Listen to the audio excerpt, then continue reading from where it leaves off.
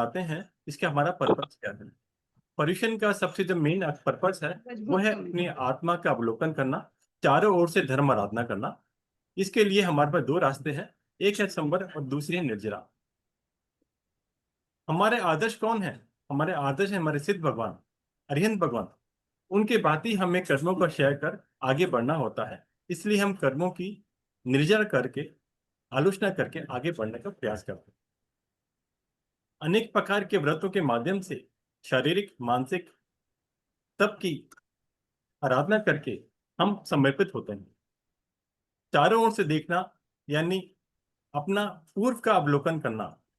हमारे यहाँ प्रतिक्रमण की एक बहुत सुंदर व्यवस्था है, जिसके कारण से हम लोग देखते हैं कि हमने किस किस प्रकार से क्रिया करी, उस क्रिया से कर्म बना और हमारी आत्मा पाप से भारी बनी।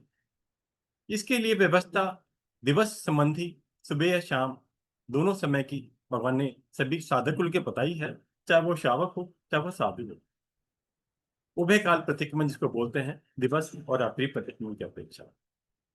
दूसरी आराधना हमें बताई एक पक्ष की, अर्थात 15 दिन के अंदर हमें अपनी आलोचना करना।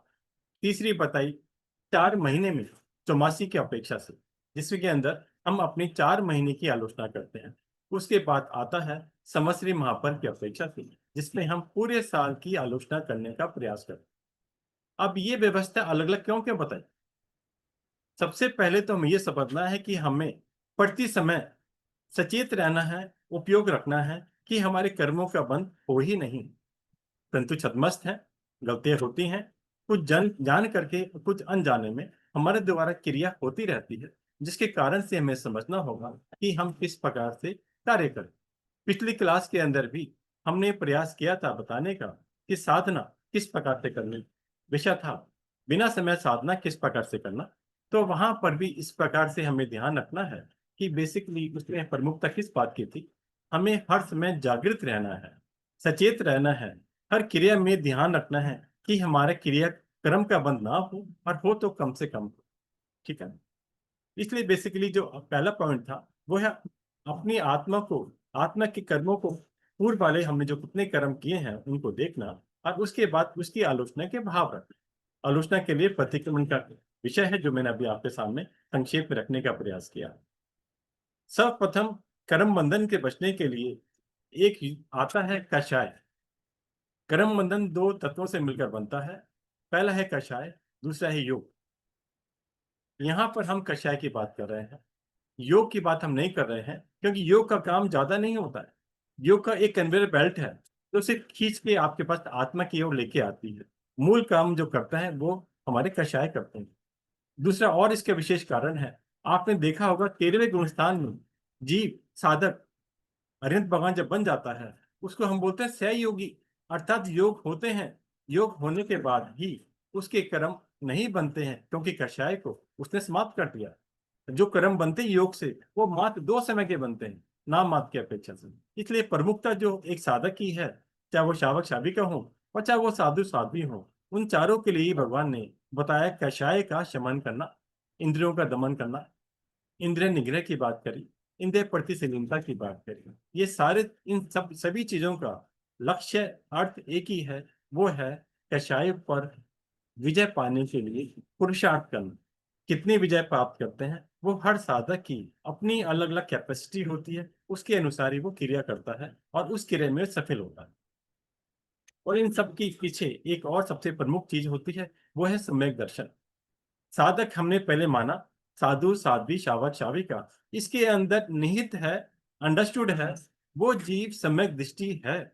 इसको हमने मान लिया, सम्यक दर्शन युक्त है, भेद विज्ञान जानता है, भेद विज्ञान की साधना कर रहा है। इस बात को हमने मानते हुए आगे बढ़ने का प्रयास किया, क्योंकि अगर सम्यक दर्शन नहीं है तो जीव की साधना करना व्यर्थ जैसी ही हो जाती है। लेकिन हम छद्मस्त हैं, केवली भगवान है नहीं, हम जानते नहीं हम छद्मस्त हैं, मीन्स हम सम्यक दृष्टि हैं या मिथ्या दृष्टि।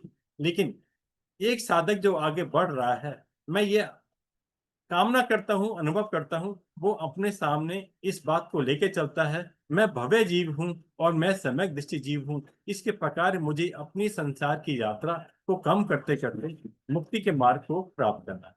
उसी आधार पर ही हमें सारी साधना की जाती। क्या हम श्रावक बने की पांचवें गुणस्थान की अपेक्षा से करें, या साधु समाज, साधु साध्वी छठे सातवें गुणस्थान की अपेक्षा से करें? एक हमने कषाय की बात करी, दूसरी हमने बताई आज के वर्तमान में इंटरनेट फास्टिंग।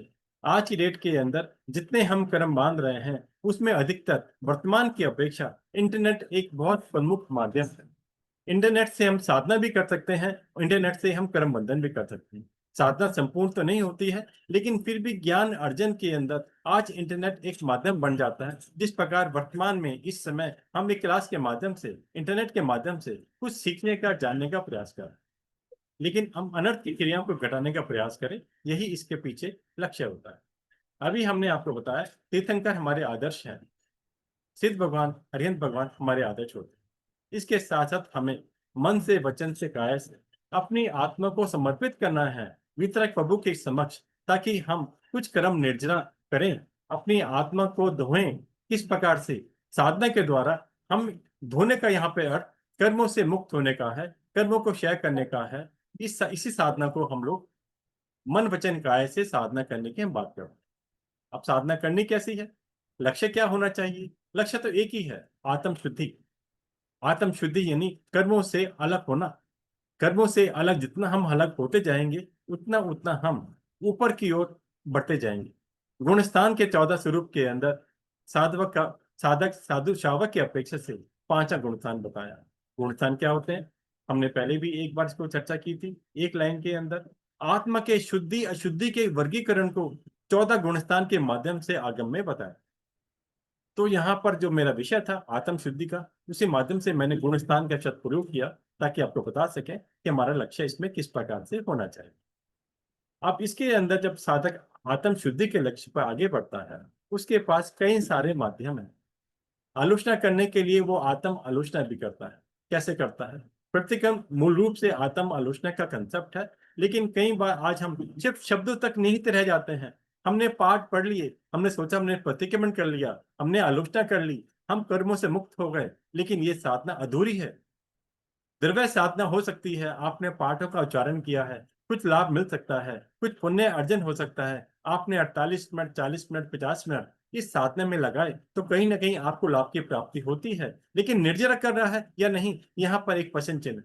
आमतौर पर जो आजकल मैं देखता हूँ सामने आती है बात, वहां पर द्रव्य प्रतिक्रमण ही चल रहा है। मतलब मैं ये कहूंगा कि वो आत्म शुद्धि भी द्रव्य के रूप है, भाव शुद्धि नहीं हो पा रही है। इसके लिए हमें आगे बढ़ना है, अपने आत्मा को विशुद्ध मानते हुए।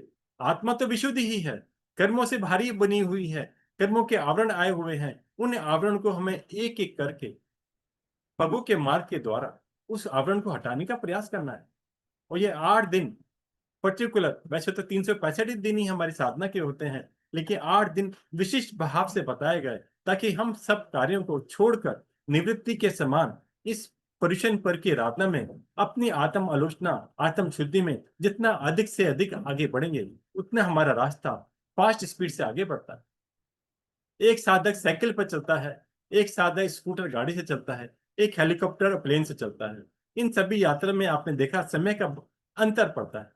तो क्यों नहीं हम साइकिल की जगह हम एरोप्लेन की साधना के समान अपनी साधना को उच्च स्तर की बनाएं, और हम इतनी साधना में अपनी आत्म शुद्धि कर लें, ताकि वो एरोप्लेन के समान हमारे कई घंटों का, कई दिनों का रास्ता हम कुछ मिनट में, कुछ घंटे की साधना में सहायक बन सके वो कर।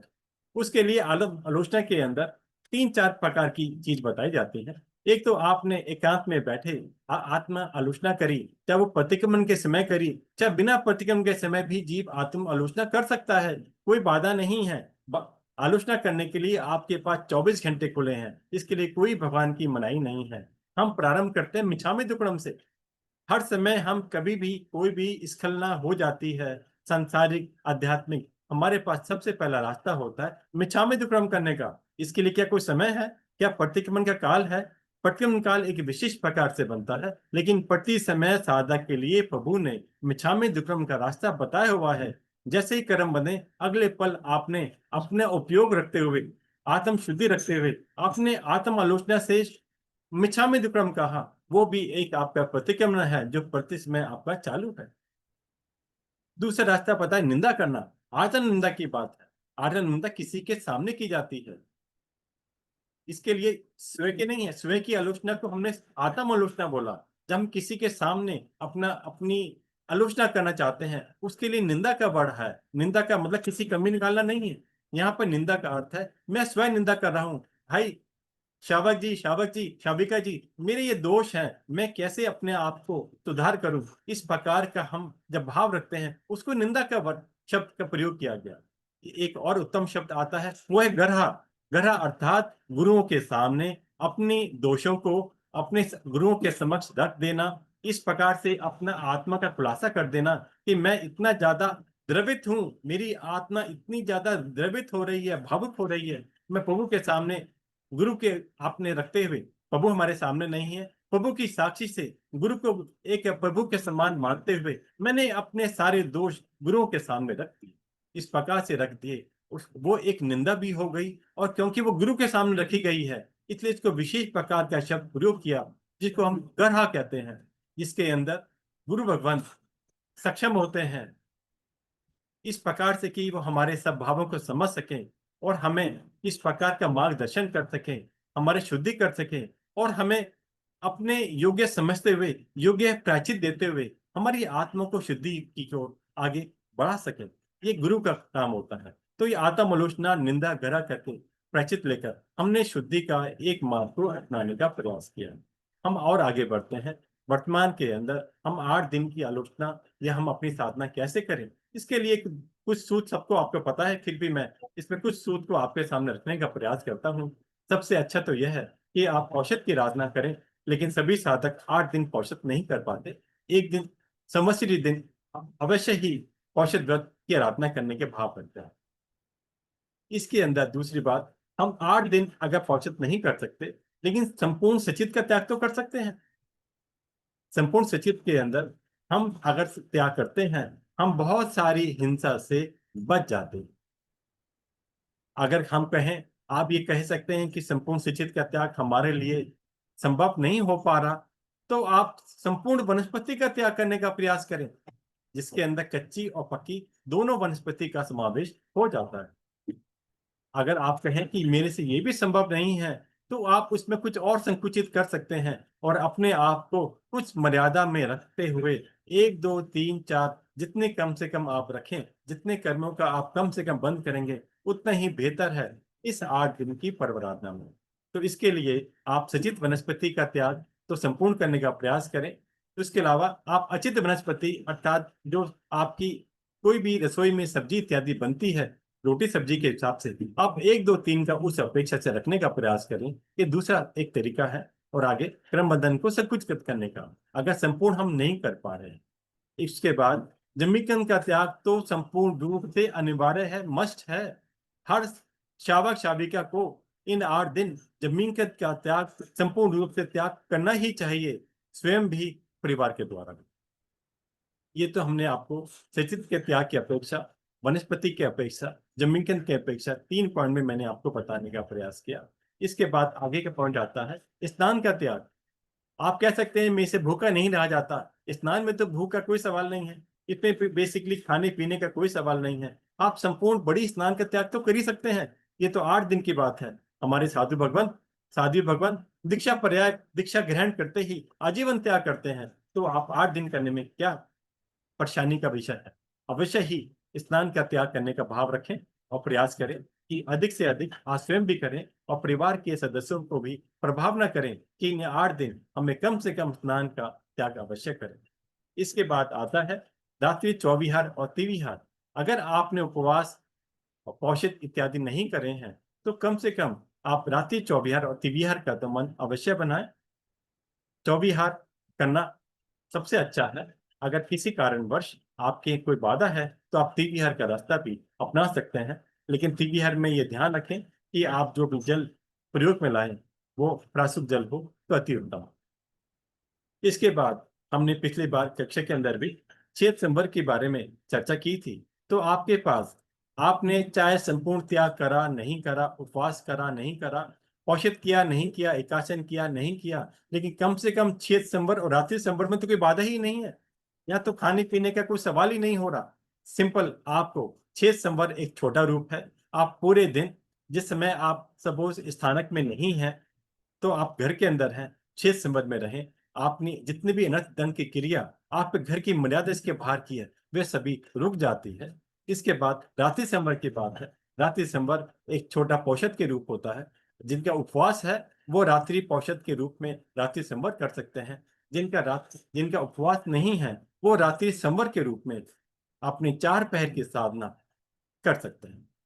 उसके बाद टीवी और मोबाइल इंटरनेट का त्याग करने की अपेक्षा, टीवी का त्याग तो सभी को अवश्य करना चाहिए। सिर्फ 8 दिन की बात है। मोबाइल इंटरनेट का भी त्याग अवश्य करना चाहिए।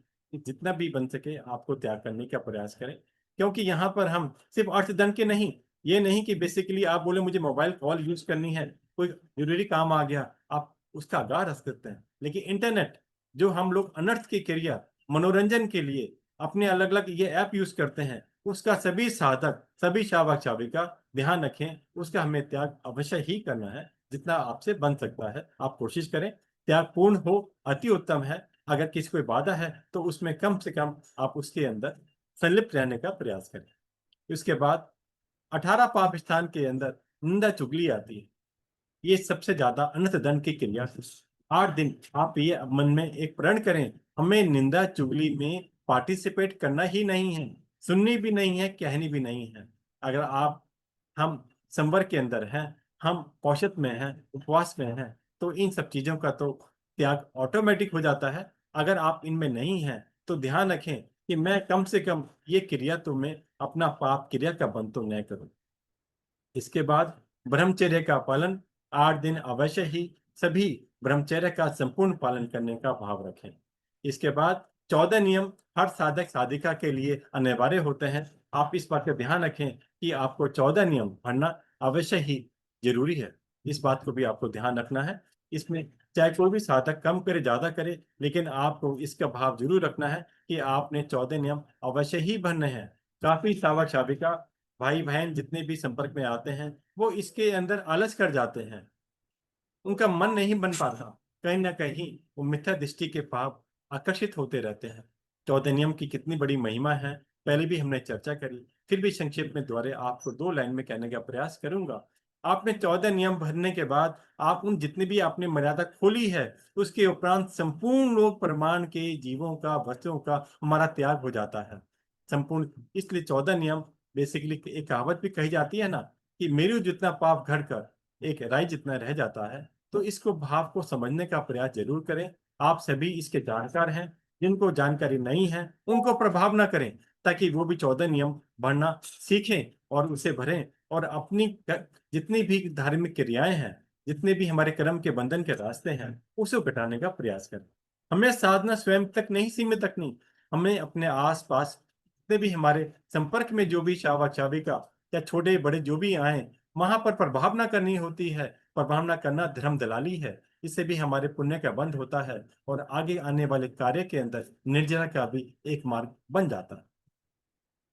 अभी इसके साथ साथ सामायिक संवर, स्वाध्याय और रात्रि प्रतिक्रमण, ये 4 नाम मैंने आपको गिनाए। जितना भी आप अधिक से अधिक 8 दिनों के अंदर सामायिक साधना में लगते हैं, उतना अधिक से अधिक आप 2 करण 3 योग से कर्म निर्जरा करते हैं, आश्रव को रोकते हैं। आश्रव जब हमने क्या बोलते हैं, जब हम समय का पाठ लिखते हैं, हम क्या बोलते हैं, हम सभी सावध्य क्रियाएं, सावध्य अर्थात कर्म बंधन की क्रियाओं को 2 करण 3 योग से, अर्थात करना नहीं, कराना नहीं, मन वचन काया से इस प्रकार का पाठ ग्रहण करने के बाद हम समय में एंटर होते हैं, समय साधना प्रारंभ करते हैं। तो जितनी भी अधिक से अधिक आप 24 घंटे के अंदर समय में रहेंगे, उतनी आपका कर्म बंधन रुक जाएगा। और बिना संवर के, मैंने आपसे अभी बताया था, निर्जरा संभव नहीं है। जिस पर उदाहरण दिया जाता है कि एक तरफ खिड़की से अंदर कूड़ा आ रहा है और दूसरी तरफ आप झाड़ू लगा रहे हैं, क्या आपका कचरा साफ हो पाएगा? नहीं, बिल्कुल नहीं हो पाएगा। निर्जरा हम लोग बहुत छोटा सा शब्द समझते हैं, बहुत ही हम शब्द में इसको बोल भी देते हैं। ये बहुत ही विशाल शब्द है, इसकी गहराइयां अपरंपार हैं, इसकी कोई सीमा नहीं है। निर्जरा करना ही क्रम बंधन से, क्रम बंधन क्षय करने का एकमात्र रास्ता है। शुरुआत संवर से होती है, पूर्णता निर्जरा से होती है। इसलिए अपने आप को सामायिक संवर में रखें। अधिक से अधिक समय आप अन्य 8 दिन इस साधना में लगाएं। क्रम से बचेंगे, निर्जला करने में सहायक बनेंगे, इसको हमें ध्यान रखना है। और तीसरा नंबर आता है स्वाध्याय करने का। स्वाध्याय का अर्थ बहुत विशाल है।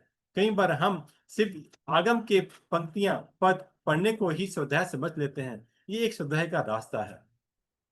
स्वाध्याय का रास्ता है एकाग्रता, धर्म चिंतन। आपने करा, आपने कोई अपनी डायरी पढ़ी, कोई बुक पढ़ी। बुक मीन्स हमने अपने जितने भी हमारा आगम प्रमाण है, चाहे वो अंग सूत्र हो, चाहे अंग बाह्य सूत्र हो, चाहे हमारे जितने भी आज उपलब्ध है, जितना भी आगम में और भी जितने भी चीजें उपलब्ध हैं, वे सभी सब स्वाध्याय का एक रूप है। सिंपल उसमें एक रूपता होनी चाहिए, एकाग्रता होनी चाहिए, वो सभी स्वाध्याय में आप गिन सकते हैं। स्वाध्याय का शब्द का अर्थ क्या है? स्व अध्याय, अर्थात आत्मा का अध्याय करना, अर्थात आत्मा का अवलोकन करना, आत्मा का चिंतन करना, भेद विज्ञान। ये सभी स्वाध्याय का ही तो भेद है। ये सभी स्वाध्याय में ही गिना जाता है। आप मूल पाठ पढ़ें, अति उत्तम है, लेकिन मूल पाठ पढ़ने में काफी बार हमें उसका अर्थ पता नहीं होता। इसका अर्थ ये नहीं मैंने आपको ये कहा कि आप मूल पाठ न पढ़ें, लेकिन वो जो मूल पाठ आप पढ़ते हैं उसको धीरे धीरे करके उसके अर्थ का चिंतन करने का प्रयास करें, उसके अर्थ का जानने का प्रयास करें। जितने भी हमारे आज आगम अवेलेबल है उसके अंदर हिंदी रूपन इसका किया हुआ होता है। आप जो भी मूल गाता है उसका एक एक शब्द का अर्थ दिया होता है, उसका अर्थ पूरी एक पंक्ति का, एक गाथा का अर्थ भी दिया होता है। तो इस प्रकार से आप अलग अलग रूप में स्वाध्याय कर सकते हैं। तो अपने आप को सीमित ये ना रखें कि हमने स्थानक में गए, हमने गुरुओं से अंतकर सूत की वासनी सुनी तो हमारा स्वाध्याय पूरा हो गया। नहीं, स्वाध्याय तो आपका 24 घंटे खुला है, आप कर सकते हैं। मूल वासनी का तो समय निर्धारित है, पहला चौथा पहर। जो अंग सूत्र है उसके पहले और चौथे पैर में ही हम स्वाध्याय कर सकते हैं, चाहे वो दिन का हो चातरी का। इस प्रकार के स्वाध्याय की हमारे आगम प्रमाण की व्याख्या की जाती है। बाकी के लिए इस प्रकार का आपके लिए समय निश्चित नहीं है। आप असुधाय काल को छोड़कर बाकी काल के अंदर कर सकते हैं। चौथा मैंने बताया रात्रि प्रतिक्रमण। रात्रि प्रतिक्रमण 8 दिन, जिस प्रकार साधक के लिए 365 दिन ही प्रतिक्रमण के बताए हैं, लेकिन अभी हम लोग अभी फिलहाल वर्तमान में 8 दिन की विशेष आराधना की बात कर रहे हैं। तो सभी साधक सावक साविका इस बात को ध्यान रखें, मन बनाए, किसी भी रूप के अंदर रात्रि प्रतिक्रमण को छोड़ना नहीं है और औपचारिकता नहीं निभानी, द्रव्य से नहीं करना, भाव से करना है। इन 8 दिनों को सार्थक करना है। अधिक से अधिक पहले तो इन 8 दिन के अंदर क्रमबंधन ना हो, इसका ध्यान रखना है। इसके बाद पूरे वर्ष में जितनी भी क्रियाएं हमारे द्वारा हुई हैं उनको चिंतन करके, याद करके उनमें इनका प्रतिक्रमण करना है। और विशेष प्रतिक्रमण हमारा संवत्सरी महापर्व के दिन विशेष रूप से किया जाता है। और एक ध्यान रखना, एक विशेष बात बताई गई है, संवत्सरी प्रतिक्रमण में कोई काल की मर्यादा नहीं होती, इस बात को ध्यान रखें। उदाहरण दिया गया, जिस प्रकार आप अपनी दुकान का दिवाली का पूजन करने के लिए आपके लिए कोई समय नहीं होता है, अगर संडे भी पड़ गया, मंडे पड़ गया, जिस दिन आपकी छुट्टी हो उस दिन भी आप अपनी दीपावली का पूजन करने के लिए जाते हैं, उसी प्रकार इसको उदाहरण दिया गया दुकानवत। दीपावली दुकानवत जिस प्रकार हम करते हैं, इसी प्रकार संवत्सरी महा प्रतिक्रमण के लिए काल की मर्यादा नहीं है। वो आप उसमें 1 घंटा लगे, 48 मिनट लगे, सवा घंटे लगे, लेकिन आपने भावों के साथ, तन्मयता के साथ प्रभु को साक्षी मानकर पूरे वर्ष की आलोचना करनी है। इस बात का आपको ध्यान रखना है, इसलिए मैंने आपको विशेष बात बताने का प्रयास किया। प्रतिक्रमण का काल प्रमाण होता है वर्तमान के अंदर, दिवस का, रात्रि का। यहाँ पे मिच्छामी दुक्कड़म की बात नहीं कर रहा हूँ। यहाँ प्रतिक्रमण की जो व्यवस्था है, जिसके अंदर हम लोग इसके हम लोग अपने जो भाग हम करते हैं, 6 का हम प्रतिक्रमण में इसको बोलते हैं, आत्मा से बोलते हैं, भावों से बोलते हैं। लेकिन यहाँ पर जो मैंने बात करी वो आपको संवत्सरी प्रतिक्रमण की बात करी, उसके अंदर समय काल प्रमाण की विशेषता नहीं है। 48 मिनट से ज्यादा भी लगे तो घबराना नहीं है, आलोचना प्रॉपर करनी है। आलोचना जितना भी आप स्मृति में ला सकें अपने दोषों का इस एक पूरे वर्ष की, उसकी अपने भावों की आलोचना तन्मयता के साथ प्रभु की साक्षी से, अपने साक्षी से दिखाना नहीं है, औपचारिकता नहीं है। अपने आसपास वाले आपके प्रतिक्रमण कर रहे हैं, मुझे दिखाना मैं कितना बड़ा साधक हूँ, शावक शाविका हूँ। नहीं, ये इसका पर्पस नहीं है। ये सारी आलोचना आपके भावों की होनी चाहिए। इसलिए मैंने आपसे बताया, ध्यान रखना, इसके लिए समय के अंदर घबराना नहीं है। कई बार शावक शाविका समय को देखते हुए जल्दी जल्दी बोलकर भूल जाते हैं कि हमने आलोचना शब्दों से करी है, भावों से करी। शायद, मेरा एक अनुमान है, आदि आलोचना शब्दों तक सीमित रह जाती। यहाँ पर बहुत ध्यान रखने की बात है। हमें भावों पर ध्यान देना है, अपनी आत्मा को शुद्धि का ध्यान देना है। इस बात को ध्यान रखें। इसके बाद अगला पॉइंट है 12 व्रत की अपेक्षा से। 12 व्रत के अंदर जितने भी आप 14 नियम भरते हैं, मैं कहूँ 14 नियम भी 12 व्रत का एक भाग है। 10वां व्रत देशवकाशिक व्रत को ही हम 14 नियम के नाम से जानते हैं। तो सिर्फ 14 नियम तक सीमित ना रहें, 12 व्रतों को भी समझें, उसके अनुसार अपनी साधना करें। आप कह सकते हैं हम 12 व्रत नहीं जानते। नहीं जानते तो सीखने का प्रयास करें, जानने का प्रयास करें। अलग अलग छोटी छोटी बुक्स अवेलेबल हैं। हमारे साधु संत भी तैयार रहते हैं, शावक शाविका भी तैयार रहते हैं कि आप उनसे सीखें। इसकी इंपॉर्टेंस समझने का प्रयास करें। अगर आपने 12 व्रत भर रखे हैं और किसी दिन 14 नियम भरना भूल गए, तो आप 12 व्रत जितनी ही क्रिया लगेगी, संपूर्ण लोक प्रमाण की नहीं लगेगी। एक लाइन में ही आपको बताने का प्रयास कर रहा हूं। इसकी इंपॉर्टेंस क्या है, 12 व्रत की इंपॉर्टेंस क्या है, इसको एक ही लाइन से समझने का प्रयास करेंगे। समय नहीं है, मैं सिंपल आपको संक्षेप में बता रहा हूं। जब तक 12 व्रत नहीं भरते हैं, आपकी जितनी साधना है वो संपूर्ण लोक प्रमाण की खुली रहती है। इसलिए 12 व्रत के साथ 14 नियम की भूमिका चलती है। 12 व्रत आपने ग्रहण करे, किताब में भरे, तो आपने संपूर्ण लोक प्रमाण को घटाया। 12 व्रत के प्रमाण जितनी भी आपने मर्यादा खोली है, वो संपूर्ण लोक प्रमाण से घटकर उस सीमित तक रह गई। उस 12 व्रत की सीमा को भी और घटाने के लिए प्रभु ने 14 नियम का हमें एक मार्ग बताया।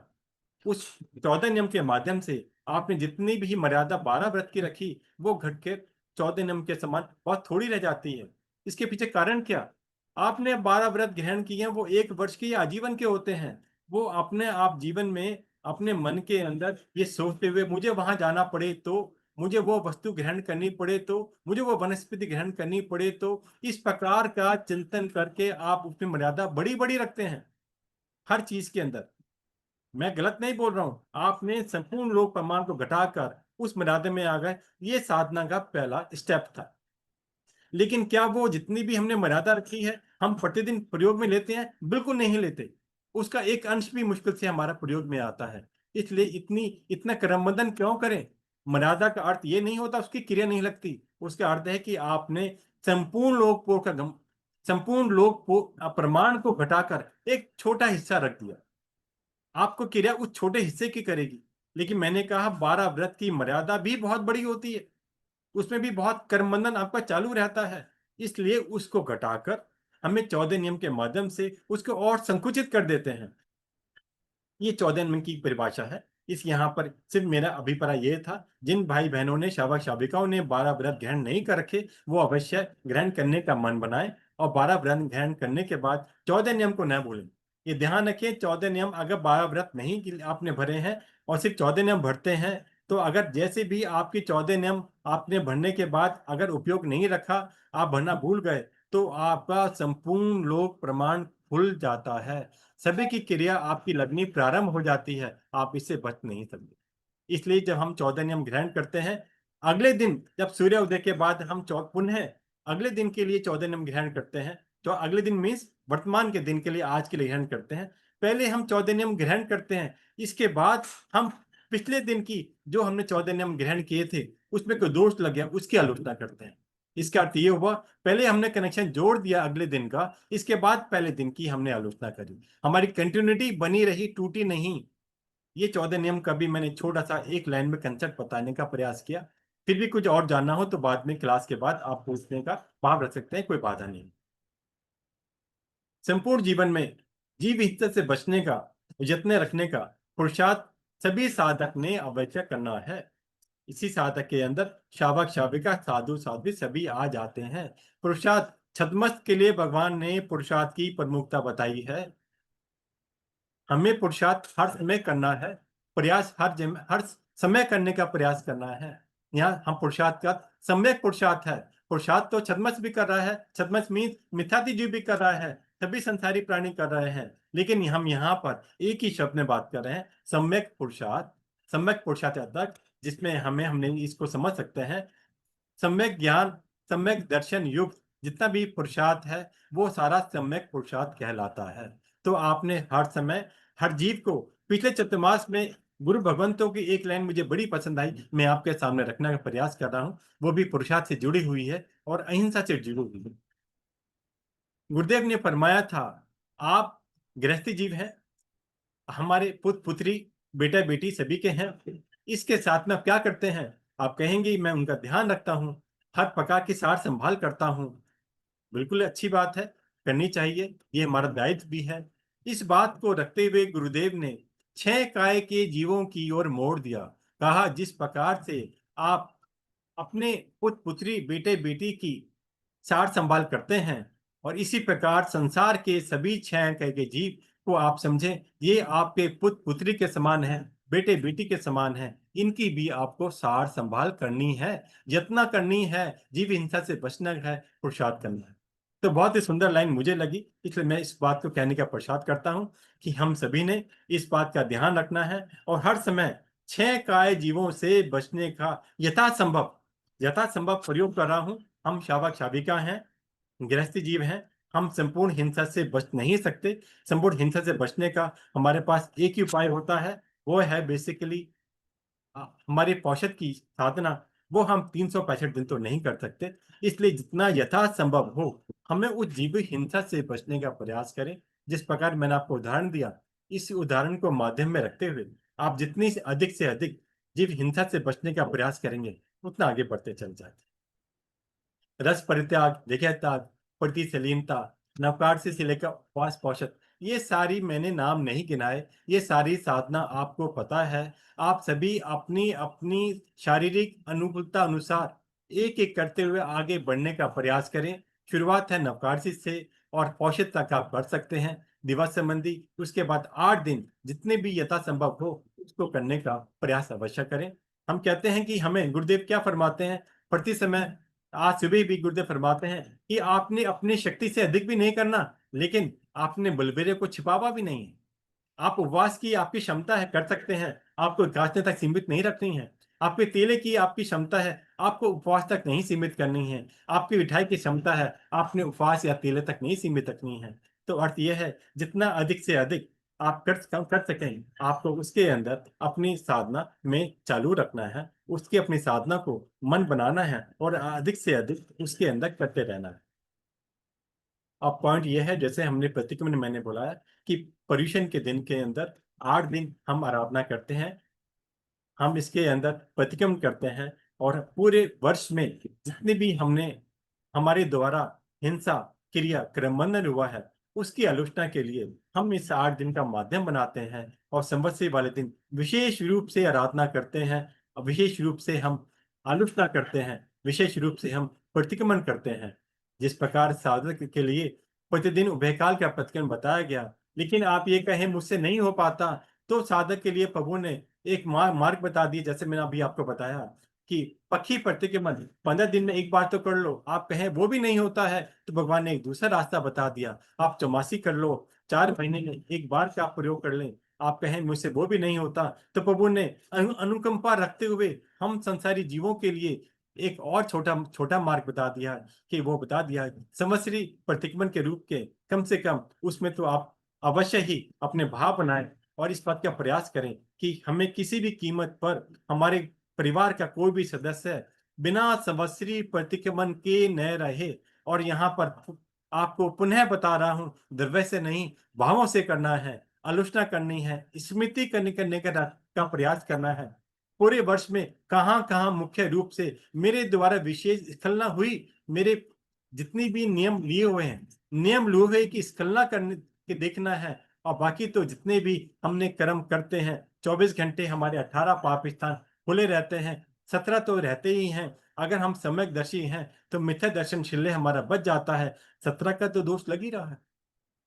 तो इसलिए हमें इस बात को ध्यान रखना है, चिंतन करना है कि कहाँ कहाँ किस किस प्रकार से हमें अपनी आलोचना करनी है, लक्ष्य है आत्म शुद्धि का, प्रमुख लक्ष्य है आत्म शुद्धि का। बाकी सारी बातें उसी आत्म शुद्धि का एक प्ररूप है, उसी का एक अंश है। कर्म निर्जरा भी उसी के अंश है। किसकी कर्म निर्जरा किसकी करेंगे आप? अरे आत्मा हमारी शुद्ध रूप है, लेकिन कर्म आवरण के कारण जितने कर्म इसके हमारे इसके ऊपर चिपक गए हैं, कर्मों का लेप लग गया है, उसी की कर्म निर्जरा करनी है, उसी से पुनः शुद्धि की ओर आगे बढ़ना है। हमें विषय कषाय जितने भी पांच इंद्रिय हमारे पास, हम पंचेंद्रिय जीव हैं। पांच इंद्रिय की 23 विषय भगवान ने बताए, 23 विषय और के 240 विकार बताए। सिंपल आगम के शब्द हैं। आप सभी सुज्ञ शावक शाविका हैं। मैं आगे आप अपेक्षा करता हूं आपको इसका भान होगा। उसके अनुरूप आपने जितनी भी हमारी पांच इंद्रियां हैं, आप एक साधारण भाषा में समझने का प्रयास करें। हमारी श्रोतेय इंद्रिय क्या बोलती है? सुनना। क्या सुनना? सुनने के अंदर हमारा प्रवचन भी है, सुनने के अंदर हमारे राग द्वेष की और चीजें भी हैं। हम दूसरे की बुराई भी सुनते हैं, किसकी अच्छाई भी सुनते हैं, और जितने भी हमारे मनोरंजन के तरीके हैं, ये सभी सुनने में है ना। इसकी क्रिया लग रही है ना। तो इन हमें इस पांचों इंद्रियों की अपेक्षा एक एक करके वही देखने की बात है। हमें देखना और दिखना दो अलग अलग बात है, ध्यान रखना। देखने में उपयोग लगता है, दिखने में उपयोग नहीं लगता है। देखने में ज्यादा क्रिया है, दिखने में कम क्रिया है। तो इसी प्रकार ये बहुत ही विशाल विषय है। कभी अवसर मिलेगा तो आपको अलग अलग बताने का प्रयास करूंगा। लेकिन जितने भी हमारे पांच इंद्रिय हैं, श्रोतेंद्रिय, चक्षु इंद्रिय, घ्राण इंद्रिय, रस इंद्रिय और स्पर्श इंद्रिय, इन पांचों इंद्रियों की जितनी भी हमारी लालसा रहती है, राग और द्वेष रहता है, इसको घटाने का प्रयास करना है, छोड़ने का प्रयास करना है। इसे कहते हैं विषय कषाय की साधना के अनुरूप हमें हमें आत्म शुद्धि की ओर आगे बढ़ना है। इसी प्रकार से हम आगे करते हैं। हम जितने भी आज धर्म की क्रिया करते हैं, मैंने पिछली बार बोला था, क्रिया और धर्म ये थोड़ा अंतर होता है। क्रिया के अंदर अगर आपके भाव युक्त क्रिया है, वो धर्म कम समझ सकते हैं। लेकिन वो उस क्रिया में अगर भाव नहीं है, तो धर्म की क्रिया नीचे रह जाती है, हम धर्म तक पहुंच नहीं पाते। इसी के साथ साथ हमें अगर जो क्या विशेष बात बताने का प्रयास कर रहा हूं, एक है लौकिक सुख, एक है लोकोत्तर सुख। लोकोत्तर सुख का अर्थ है आत्मा की दृष्टिकोण से। आपने आज उपवास कर लिया, तेला कर लिया, अठाई भी कर ली, लेकिन आपका मन में ये लालसा रही, मैंने ये तप करा, मैं ये साधना करी, इसका मुझे मेरा अपना सांसारिक सुख की क्या प्राप्ति होगी? वो सारा लौकिक सुख है, लोकोत्तर सुख नहीं है। लोकोत्तर सुख का एकमात्र उपाय है आत्मा की अपेक्षा से साधना करना। पुण्य समझ लें, आत्मा की शुद्धि की ओर आत्मा साधना के लिए अपेक्षा, अगर आपकी आत्म साधना का लक्ष्य नहीं है, तो जितनी भी हम साधना कर लें, वो हमारी आत्मा की कषायों को, आत्मा के कर्मों से हमें धोने वाली नहीं है। लक्ष्य एक ही है, लक्ष्य है हमें अपनी आत्मा को शुद्धि की ओर बढ़ाना है। पहले अशुभ से शुभ की ओर लाना है, और फिर शुभ से शुद्ध की ओर बढ़ना है। शुद्ध का लक्ष्य तो आठवें आठवें गुणस्थान से प्रारंभ होता है। लेकिन हम अगर लक्ष्य रखेंगे आठवें गुणस्थान का, जरूरी है कि हम शुभ के शुद्ध शुद्ध की ओर एक कदम आगे बढ़ा ही रहे हैं। तो यहाँ पर सिंपल कहने का यही तात्पर्य है, हमें साधना को सांसारिक सुखों की लालसा नहीं रखनी, एकांत लालसा रखनी है कर्मों से की क्षय करने की, अपनी आत्मा को धोने की। यही हमारी धर्म की साधना का लक्ष्य होना चाहिए। और यहाँ पर हमारी सतर्कता बहुत जरूरी है। हमने पिछली बार भी आपको एक स्लोगन दिया था, साधना समय नहीं सावधानी मांगती है। तो यहाँ ये सावधानी सतर्कता का एक रूप है। इसको हमें ध्यान रखना है, मिथ्या से बचना है और आगे बढ़ना है। हिंसा यानी पाप यानी सावध्य क्रियाओं का त्याग करके तब क्रिया, सावध्य क्रिया नहीं, सावध्य क्रिया को छोड़कर तब क्रिया विशेष कर्म निर्जर कराने वाली होती है। इसको आपको ध्यान में रखना है। जितने भी सांसारिक सुखों की प्राप्ति के लिए हम क्रिया करते हैं, वो सारी अज्ञानतावश है। उसे भगवान ने आगम में बाल तप बताया है। क्या बाल है? बाल तप का अर्थ नाम आपको दिख रहा होगा। बाल यानी बच्चा। तब जिस प्रकार एक हम बोलते हैं ये तो बच्चा है, गलती हो जाती है। अगर हमने जानते हुए भी अगर अज्ञानता वर्ष तपस्या कर, धर्म साधना कर, लौकिक पूर्ति के लिए सांसारिक अपेक्षाओं रखने के बाद साधना करी, तो ध्यान रखना वो बाल तप है। बाल तप का अगर नाम आ गया तो समझ लेना ये मिथ्यात्व की तपस्या है। और जब तक सम्यक दर्शन के युक्त तपस्या नहीं है, वो कर्म निर्जर नहीं करा रही। अकाम निर्जर तो हो सकती है, लेकिन सकाम निर्जर नहीं कराती। अब यहाँ पर मैंने दो शब्द प्रयोग करे, अकाम निर्जरा और सकाम निर्जरा। इसको यहाँ पर एक लाइन में इसको बताने का प्रयास करूंगा कि हमारे जीवन का लक्ष्य संसार घटाने का होता है, गुरु भगवंत फरमाते हैं। लेकिन संसार कौन सा? यहाँ संसार घटाने का लक्ष्य जन्म मरण की अपेक्षा से है। इस शब्द को ध्यान रखना। जितनी भी हमारे जैन दर्शन की साधना है, उसका एकांत लक्ष्य है जन्म मरण कम करना।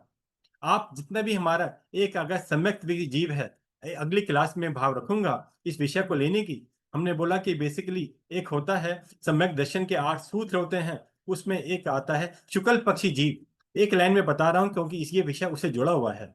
शुक्ल पक्षी जीव जब जीव हो जाता है, इसमें साधना नहीं करनी पड़ती, ये अपने आप होता है। इसका अर्थ क्या है? ये शुक्ल पक्ष वाला महीने में आने वाला कृष्ण पक्ष शुक्ल पक्ष नहीं है। इसका विशेष अर्थ है, एक ही लाइन में बताऊंगा आपको। जब किसी भी जीव का संसार परिभ्रमण काल अर्थ पुद्गल प्रमाण रह जाता है, वो जीव शुक्ल पक्षी कहलाता है। इसका अर्थ ये हुआ, अगर दो जीव एक ही समय में शुक्ल पक्षी बने, उन दोनों जीवों का मोक्ष एक ही समय में होगा। जो जीव अभवी है वो शुक्ल पक्षी नहीं बनता, भवी जीव ही शुक्ल पक्षी बनता है।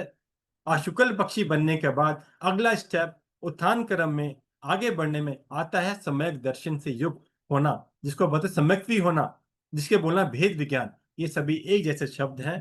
पहले जीव शुक्ल पक्षी बनेगा, फिर जीव भेद विज्ञान करता है। भेद विज्ञान करने के बाद वो शरीर और आत्मा को अलग अलग मानता है। तो यहाँ पर मैंने आपको जिस लाइन के लिए बताने का प्रयास किया, अगर एक जीव ने शुक्ल पक्षी होने के बाद जितनी भी साधना करी, उस साधना का लक्ष्य रह जाता है क्या? जन्म मरण कम करना। संसार भ्रमण काल तो बराबर दो जीवों का हो सकता है। दो शुक्ल पक्षी जीवों का संसार परिभ्रमण काल तो एक ही है, जिसको मैंने बोला आपको अर्ध पुद्गल प्रवर्तन काल। लेकिन उसके अंदर भव कितने होंगे, जन्म मरण कितने होंगे, वो हर जीव का अलग अलग होता है। इसमें कम ज्यादा करने का ही लक्ष्य है। चाहे हम शावक बने, चाहे हम साधु बने, इनके अंदर हमारा लक्ष्य जन्म मरण करने कम करने का होता है। आप सोचेंगे आप कि जन्म मरण की बात क्यों कही, इसका अर्थ क्या है? जन्म मरण करने का सबसे ज्यादा, मैंने एक पीडीएफ आपको भेजी थी पीछे, ठीक है ना, मनुष्य गति के दुख हमने बताए थे। उसके अंदर दो लाइन बताई गई थी, जन्म की वेदना और मरण की वेदना इतनी बड़ी है, इतनी भयंकर है, अगर इसका चिंतन भी करेंगे तो शायद आपकी रूह कांपने लगे। लेकिन यहाँ पर जन्म मरण को हम लोग सोचते ही नहीं है। आज हमारे गृहस्थी से निकलकर जो भी साधक साधु पर्याय में, साध्वी पर्याय में आता है, क्यों आता है? मैंने आपको बताया जन्म मरण तो सीमित है, मीन्स उसका संसार भ्रमण, जन्म मरण नहीं, संसार भ्रमण का सीमित है। लेकिन जन्म मरण घटाने के लिए जीव दीक्षा लेता है, जन्म मरण कम करने के लिए दीक्षा लेता है। और जन्म मरण कम करने के लिए भी हम लोग शावक शाविका जितने भी हैं धर्म साधना करते हैं। तो इस बात को समझने का प्रयास करें कि हमें बाल तप नहीं करना है, हमें सम्यक तप करना है। तप को लोकोत्तर बनाना है, लौकिक नहीं बनाना। गृहस्थ की अपेक्षा से सांसारिक नहीं बनाना। कोई अपेक्षा लालसा नहीं रखनी, एकांत एक ही लालसा रखनी है, मेरी आत्मा का उत्थान कैसे होगा। सिर्फ आत्मा की शुद्धि की ओर बढ़ते हुए आराधना करनी है। यही मैंने आपको बाल तप के रूप में एक शब्द बताने का प्रयास किया। जैन दर्शन में 12 प्रकार के तप का समावेश है। 6 प्रकार का बाह्य, 6 प्रकार का अभ्यंतर। बाह्य तप के अंदर अनशन, उनोदरी, भिक्षाचर्या, रस परित्याग, काय कलेश, प्रतिशीलता, ये 6 प्रकार के आते हैं। इन 6 प्रकार के अंदर मेन बात बताने का जो लक्ष्य है वो है, इन बाह्य तप का प्रभाव शरीर पर पड़ता है, आत्मा पर नहीं। आत्मा पर पढ़ने के लिए हमें इस बाह्य तप को अभ्यंतर तप में परिवर्तन करना पड़ेगा। ध्यान रखना, मैंने आपको बाह्य तप के लिए मना नहीं करा, मैंने सिंपल यही आपको कहने का प्रयास किया, बाह्य तप को आभ्यंतर में रूपांतरण करना है आपको। आपने अनशन किया, उपवास किया, एक तो है आपने उपवास किया और आपको पता कि मैंने 24 उपवास किया, मुझे आज पानी भी नहीं ग्रहण करना, या मैंने आज 23 उपवास किया, मैं अब पानी को छोड़कर बाकी सभी आहार का त्याग कर दिया। ये तो आपका अनशन हो गया, लेकिन इसके अंदर इसके बाकी क्या करा आपने? बाकी आपने आत्मा के लिए क्या किया? इसके लिए जो 6 प्रकार का अभ्यंतर तब बताया गया, आपको उसके अंदर अपने आप को बढ़ाना है। अनशन करने के बाद अगर बाकी 6 में आप नहीं लगे, तो आपकी साधना सीमित रह गई। उसका जो असर आत्मा पे पड़ना था, वो आत्मा पर ना पड़ के सिर्फ मात्र शरीर पर रह गया। इस बात को समझने का प्रयास करें। उसके लिए प्रायश्चित, विनय, वैयावच, स्वाध्याय, कायस्वक और ध्यान, ये 6 प्रकार का अभ्यंतरता बताया गया। तो इन 6 प्रकार में हम आगे बढ़ेंगे तो एक एक प्रकार के समझ सकते हैं कि किस प्रकार से हम अपनी बाह्य साधना को सिर्फ सिर्फ शरीर तक सीमित न करते हुए, अभ्यंतर तप का पालन करते हुए आगे अपनी आत्मा की ओर ध्यान करेंगे। आपने घर में देखा होगा, आपने दूध बॉईल करना है या पानी गर्म करना है, तो गर्म तो आप पानी करते हैं, दूध करते हैं, लेकिन आपने पहले भिगोने को में पानी या दूध रखकर अपनी गैस पर रखा ताकि वो गर्म हो जाए। तो लक्ष्य तो किसका था? पानी गर्म करने का था, दूध गर्म करने का था, बर्तन गर्म करने का नहीं था। लेकिन बिना बर्तन के ये हो नहीं सकता, संभव नहीं हो सकता। तो इसलिए हमारी जो आपकी साधना है, बाह्य साधना है, वो आप समझें एक प्रकार के बर्तन के रूप में है। और बर्तन हमारा कौन सा है? आत्मा का बर्तन कौन सा है? शरीर। शरीर एक बात आत्मा के परिप्रेक्ष्य में बर्तन है। तो इसलिए हमें करना क्या है? हमें आत्मा की शुद्धि करनी है। तो प्रायश्चित, आलोचना, विनय, सामने वाले के ओह भाव रखना, वही बात सेवा भक्ति रखना, स्वाध्याय का मैं पहले आपको बता चुका, कायोत्सक और ध्यान, ये भी बेसिकली एकांत की साधना के माध्यम से है। तो इस प्रकार से आप बाह्य और अभ्यंतर 12 प्रकार की साधना दोनों में करते हुए आगे चले। एक और प्रश्न हो सकता है, हम तप में आहारता की बात क्यों करते हैं? वैसे तो मैंने आपको अलग अलग रूप से 12 तप भी बता दिए, बाकी भी चर्चा कर दी। फिर भी एक लाइन में बताने का प्रयास करूंगा। जब हम आहार ग्रहण करते हैं ना, आहार ग्रहण करने के कारण हमारे शरीर में मांस, रक्त इत्यादि की बहुलता बढ़ने लगती है। इस बढ़ने के कारण आप देखेंगे कि कहीं ना कहीं हमारे मन के अंदर विकृति भाव उत्पन्न होता है। और मनुष्य के परिप्रेक्ष्य में, आगम में 4 प्रकार की संज्ञा के अंदर आहार, वह, मैथुन, परिग्रह, इन 4 संज्ञाओं में सबसे अधिक संज्ञा बताई मैथुन संज्ञा, अर्थात अब्रह्मचर्य का पालन। तो बेसिकली किस कारण से होता है? क्योंकि हम जो आहार ग्रहण करते हैं, हमारे शरीर में मांस, रक्त की वृद्धि होती है। इसके कारण से विकृति बढ़ती है, मानसिक विकृति बढ़ती है। इसके कारण से हमारे अभ्यंतर तप है, उसमें कमी आती है। इस कारण से पहले आपने बाह्य साधना करी, बाह्य तप करा, अनशन करा, उसके बाद में हमने अभ्यंतर तप के अंदर प्रायश्चित, विनय इत्यादि स्वाध्याय में अपने आप को रखा, जिसके कारण से हमारी साधना पूर्ण होते हुए आगे चलती है। तो यहाँ पर हमने इसको सारी बात कर दी। अब हमारा दूसरा विषय था, हमने रखा था पृथ्वी काय की अपेक्षा, वनस्पति काय की अपेक्षा और अपकाय की अपेक्षा। ये 3 शब्द हैं, उनको समझने का प्रयास करें। ये पहले भी आ चुके, फिर भी आपको अलग करके समझाने का प्रयास करा। आपने देखा होगा, पर्व तिथियों के दिनों के अंदर गुरु भगवान प्रवचन के बाद आपको नियम दिलाते हैं, भाई आज बड़ी स्नान का त्याग करना है। आप कहेंगे बड़ी स्नान करने में क्या बात हो गई? इसके क्या कंसेप्ट है? बड़ी स्नान का जो कंसेप्ट है, पहले इसको मूल रूप से समझने का प्रयास करेंगे कि बेसिकली हमने बड़ी स्नान त्याग करने में त्याग किस चीज का करा? बड़ी स्नान करने के अंदर 2 चीजें हैं, एक तो है पानी और दूसरा है बेसिकली हमारे अंदर से भाव आए। हमने इंद्रिय प्रतिशीलता, आप अगर एक दिन स्नान नहीं करते तो आपको लगता है मैं आज एक्टिव नहीं हूं, आज थोड़ा मन में आलस्य आ रहा है। ये आपने मन में बैठ गया कि हम आज अगर हम स्नान नहीं करते तो हमें मन में, शरीर में आलस्य आ जाता है। आपने साधु साधु को चिंतन करने का प्रयास किया? आज छोटी छोटी वय के अंदर 15, 18, 20 वर्ष के अंदर दीक्षा हो रही हैं और 60, 70, 80 वर्ष तक पर्याय भी रहती है। जो साधक 50 साल तक, 60 साल तक, 70 साल तक बिना स्नान किए रह सकता है, क्या आप ये कहेंगे कि स्नान करने से आलस बढ़ता है? आलस को तोड़ने के लिए मैं स्नान करता हूं? नहीं। ये हमारी ये मात्र हमारी मानसिकता है। हमें इस मानसिकता को दूर हटाना है और आगे बढ़ना है। इंद्रिय प्रतिशीलता का मैंने नाम आपको बाह्य तप में लिया था, अर्थात इंद्रियों के प्रति किस प्रकार से हमें दूरी बनाना, स्नान नहीं किया, गर्मी लग रही है, कोई बात नहीं, इसमें ऐसे कोई आपत्ति नहीं है। आपको परेशानी लगे कि इसमें क्या दिक्कत आ गई, आप ये समझें कि बेसिकली आपका है। हाँ, बेसिकली जब हम स्नान करते हैं, हम पानी का प्रयोग करते हैं, और पानी कौन सा जीव है? पानी अपकाय का जीव। तो इसलिए बेसिकली हम ये समझना है कि अपकाय की जीव की अपेक्षा जब हम स्नान त्याग करते हैं तो किस किस प्रकार का हमें लाभ प्राप्ति होती है। पहले तो सबसे पहला है अपकाय के जीवों की यत्ना करी। उसके बाद अपकाय यानी पानी के जीवों का आपने जब एक बाल्टी प्रयोग नहीं करेंगे तो एक पानी बाल्टी बचा ना, उन जीवों को आपने बचाने का प्रयास किया ना, उनके प्रति आपने यत्ना भाव रखा, अनुकंपा का भाव रखा, ये हो गई अपकाय के जीवों की यत्ना। दूसरा पॉइंट आता है, जब स्नान करते हैं तो आप सिर्फ पानी से इस्तेमाल नहीं करते, आप उस पानी के साथ में साबुन, शैम्पू इत्यादि यूज करते हैं। और वो साबुन जब कहाँ जाता है, ये साबुन शैम्पू जब स्नान करते हुए नाली के जरिए नाली में जब जाता है तो सिर्फ पानी के जीवों की हिंसा नहीं हुई, नाली के अंदर तरह जीव होते हैं, आपने देखे भी होंगे, कॉकरोच इत्यादि कितने प्रकार के आपको जीव दिखते हैं। तो स्नान करने में सिर्फ एक स्थावर जीव के नहीं, तरह जीवों की हिंसा होती है। उनकी आपके अगर स्नान त्याग करते हैं तो उन त्रस्त जीवों पर, त्रस्त जीव का अर्थ है दो इंद्रिय, तीन इंद्रिय, चार इंद्रिय, पांच इंद्रिया, ये चारों जीव ही त्रस्त जीव कहलाते हैं। एक इंद्रिय जीव को हम स्थावर जीव बोलते हैं।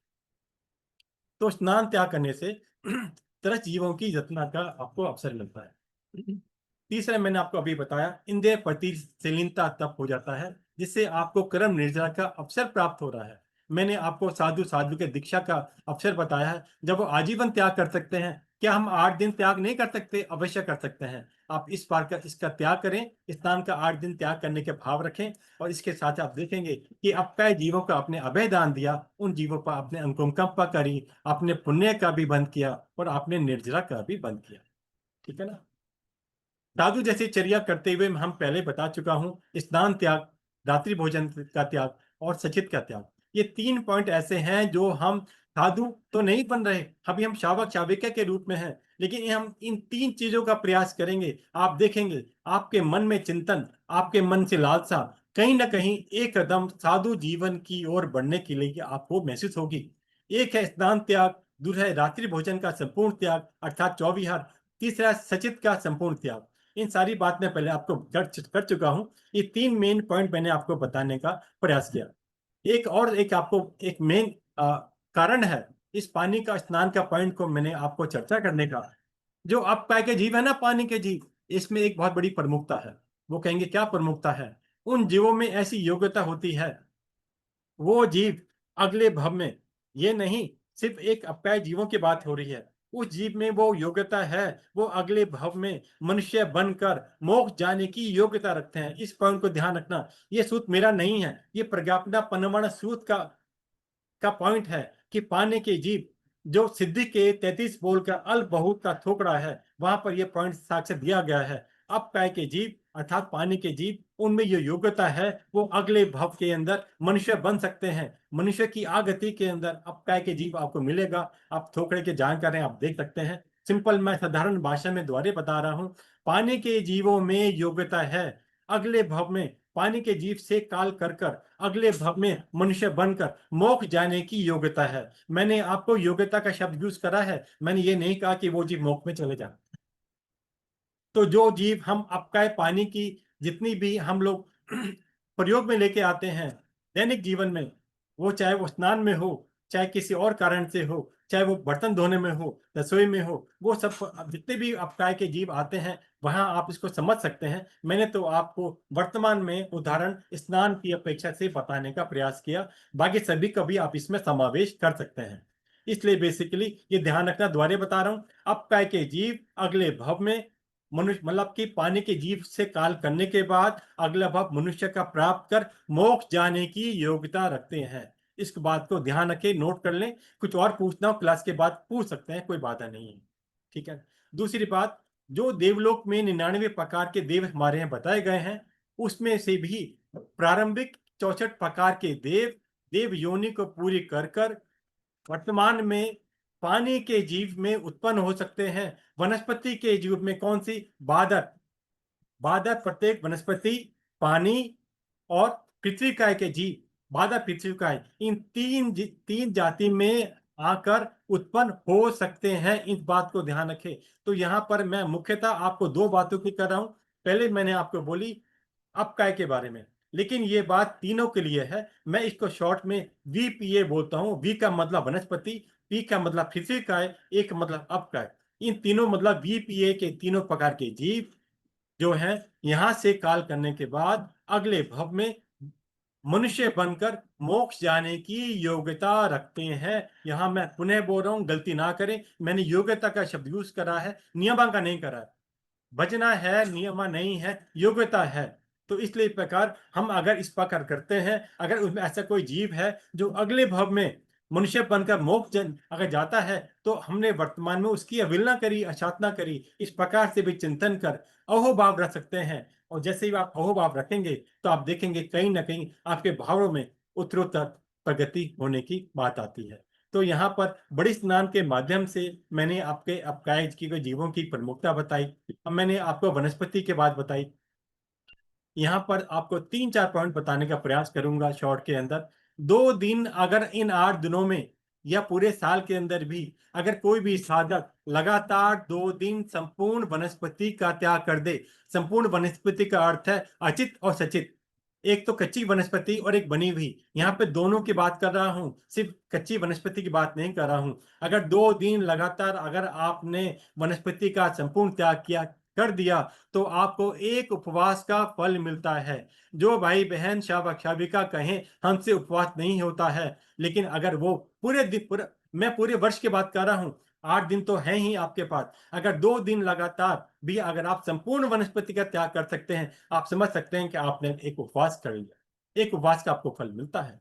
इसी प्रकार 8 दिन लगातार अगर आपने वनस्पति का इस पर्यूषण पर्व के अंदर संपूर्ण त्याग कर दिया, कच्ची पक्की दोनों प्रकार की हरि का त्याग कर दिया, तो आपको 5 उपवास का फल मिलता है, अर्थात एक पौषध व्रत का फल मिलता है। आप ये देखें, एक आपके छोटे से त्याग की बात बता रहा हूं। मैंने आपसे बाकी त्याग नहीं बताया, मैंने आपको वेग्य त्याग की बात नहीं करी, मैंने आपको आहार त्याग की बात ना करी, सिर्फ आपको वनस्पति की प्रमुखता बता रहा हूं कि 2 दिन लगातार करने से एक उपवास और 8 दिन लगातार संपूर्ण वनस्पति, संपूर्ण बादल वनस्पति की हम बात करते हैं टू बी टेक्निकल, उसके अंदर 5 उपवास अर्थात एक पौषध व्रत का आपको फल मिल जाता है। तो है ना आसान तरीका। आप जरूर इस बात को अपनाएं और इन 8 दिन संपूर्ण वनस्पति का त्याग करने के भाव बनाएं। बाधा वनस्पति का मैंने अभी आपको बताया कि अगले भव में मनुष्य बनकर मोक्ष जाने की योग्यता करते हैं। ये भी वनस्पति का एक पॉइंट आ गया। सनिच दूसरा एक एक और मेन पॉइंट आपको बताने का प्रयास करता हूँ।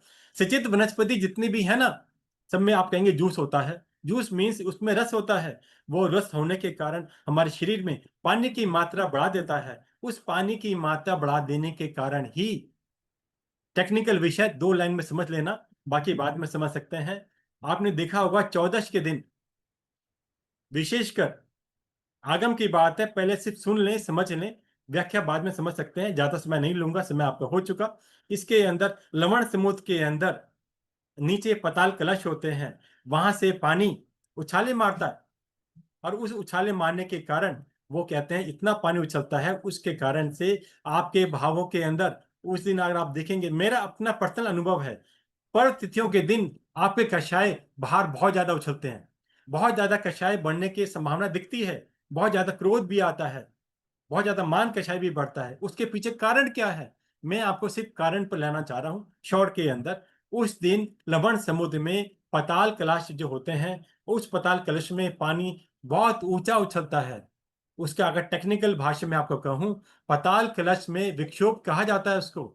विक्षोभ के कारण जो पानी, वो पानी की लहरें हैं 17,000 योजन ऊंचा जाती हैं। एक योजन कितना है आप समझते हैं। और ये भी सब सारे जितने भी है ना, कौन से योजन, ये शाश्वत योजन की बात कर रहा हूं। इतना इतना ऊंचा पानी उछलता है, जिसके कारण से हमारे मनों के अंदर उथल मुथल मचता है। उथल पुथल का अर्थ है हमारे कषाय की लहरें ऊंची ऊंची उठती हैं। इसी के कारण ही इन पर तिथियों के ऊपर हमने तप त्याग की बात की जाती है। इसी कारण ही इस बात को ध्यान आए जो मैंने आपको बताया, पृथ्वी का है, अपकाय और वनस्पति का है, तीनों की बात मैंने बताई। ये बात तो आपको सिर्फ अपकाय की अपेक्षा सी है, लवण समूह की। लेकिन इन तिथियों के दिन इस प्रकार की जो हम बात करते हैं, हमें पृथ्वी का है, अपकाय, पृथ्वी काय के अंदर आप ध्यान रखें, मैं उदाहरण 14 नंबर की क्लास में दिया था, आपको बता रहा हूं। वर्तमान में हम गैर जीवों के अंदर जो भी कच्चा नमक है, जो व्हाइट नमक है, जो हम प्रयोग में लेते हैं, वो सारा सिंचित होता है। वो सिंचित नमक है, सिंचित पृथ्वी का एक जीव है। सिंपल एक ही उपाय बचता है, वो है काला नमक। काले नमक को छोड़कर जितने भी नमक हैं वे सारे पृथ्वी काय की गिनती में आते हैं और वे सब सिंचित की गिनती में आते हैं। तो हमने आप अपकाय की बात करी, हमने वनस्पति की बात कर ली और पृथ्वी काय की मैंने आपको बात कर ली। इन तीनों के कारण से आप समझ सकते हैं किस प्रकार से हमें इनको यत्न करनी है। एक मेरा पॉइंट और था आज का विषय के अंदर, वो ये था आयुष का बंध।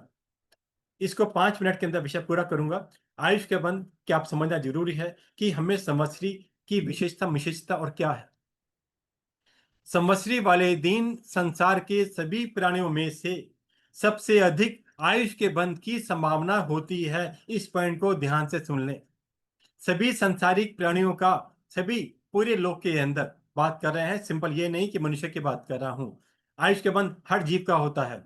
इन सभी जीवों का संवत्सरी वाले दिन, एक दिन की बात कर रहा हूं, आयुष के बंध होने की सबसे ज्यादा संभावना होती है। इस पॉइंट को सबसे ज्यादा समझ लें, सुन लें, नोट कर सकते हैं। जिसके कारण से समस्या वाले दिन साधु समाज, शावक समाज, प्रत्येक साधु साध्वी इस दिन समस्या वाले दिन 24 उपवास अवश्य नियमा से करते ही हैं। कोई अपवाद हो किसी कारणवश तो बात अलग। इसलिए शावक शाविकाओं के लिए भी समस्या वाले दिन एकांत रूप से इस बात की प्रार्थना की जाती है आप पौषध व्रत का पालन करें और उस वर्ष उस समय के अंदर आपका आयुष्य बंद कब हो जाए आपको पता नहीं लगता और आयुष्य बंद होने के कारण उस गति में हमें जाना पड़ता है। एक उदाहरण से देने का प्रयास करूंगा। आप ये समझें, दो जीव हैं। एक जीव है जिसने पूरे पूरा जीवन उसका बहुत अच्छा बीता, धर्म ध्यान तप त्याग करा है, ज्यादा कषाय भी जीवन में नहीं थी।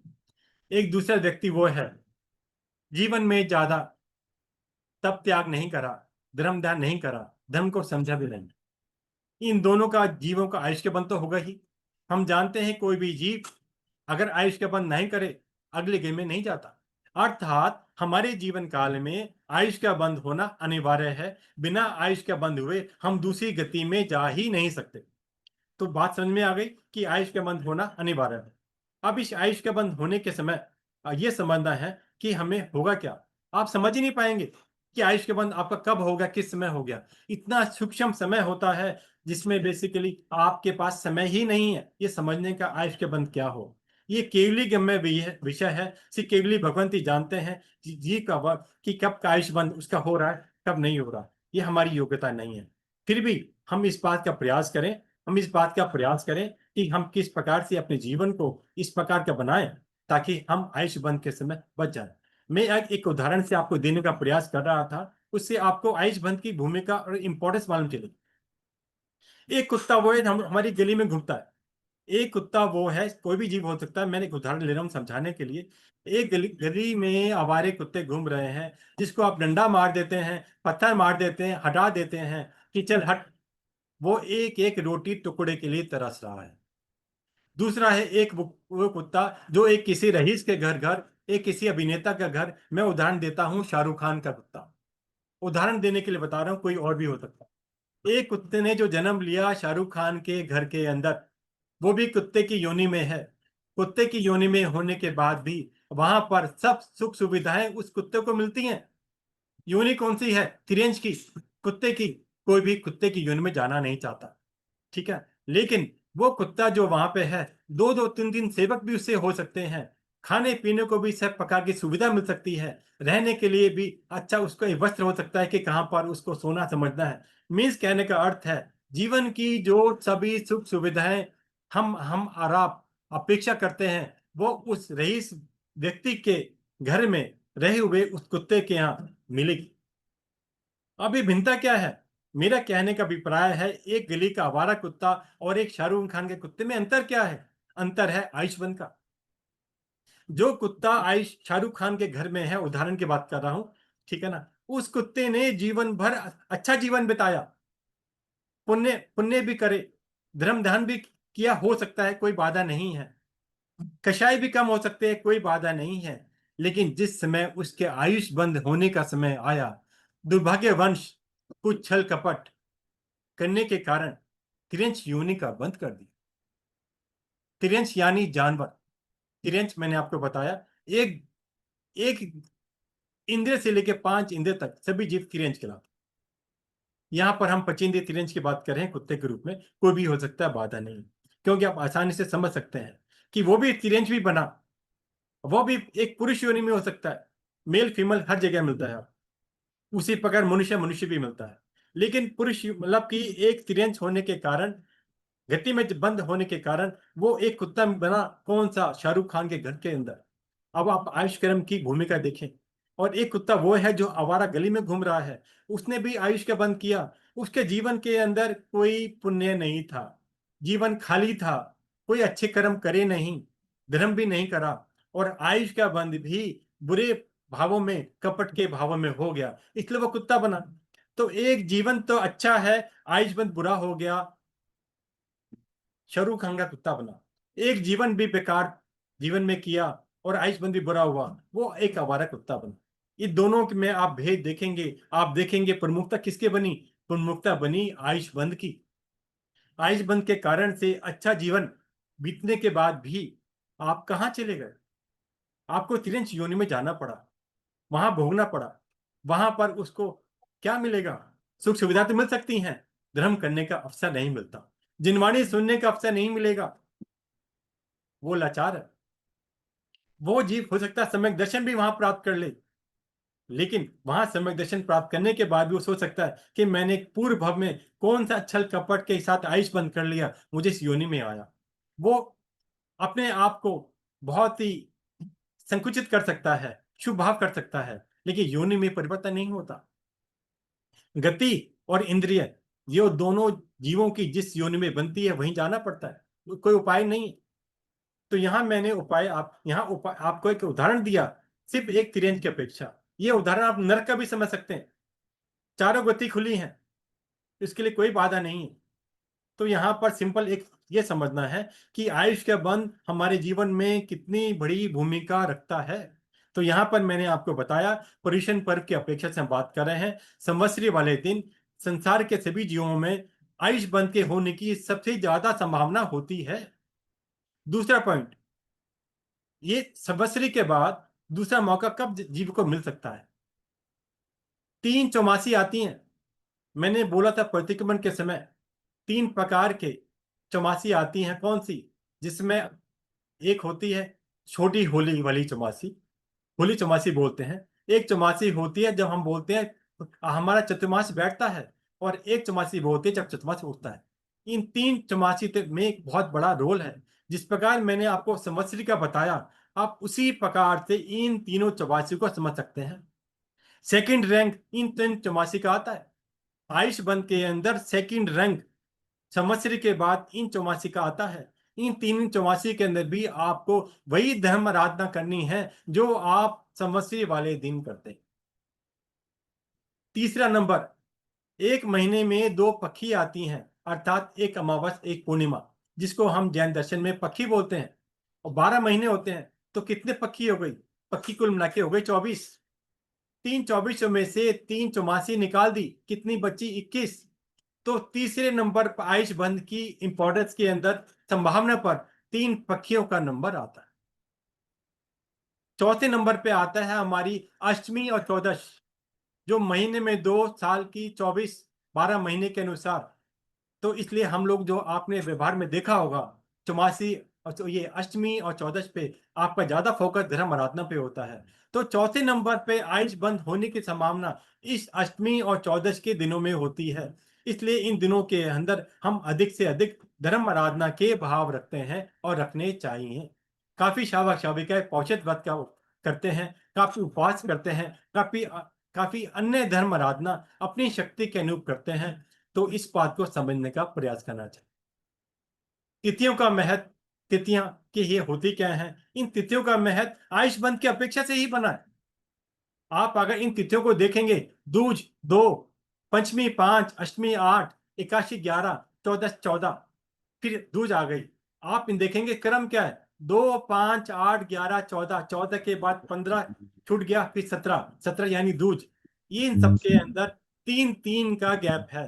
तीन तीन का गैप का अर्थ है कि हम आयुष का जो बंद करते हैं, संसारी प्राणी, हमारे संसार, अगर किसी जीव की आयु 90 साल की है, वो 60 वर्ष के बाद, अर्थात 2/3, 2/3 बीतने के बाद तीसरे 1/3 हिस्से में करते हैं। तीसरा हिस्सा हो गया ना, अर्थात आपके 90 वर्ष की आयु का तीसरा हिस्सा 60 वर्ष की आयु के बाद आता है। जो तीसरा हिस्सा है ना, इसी से 3 नंबर बना।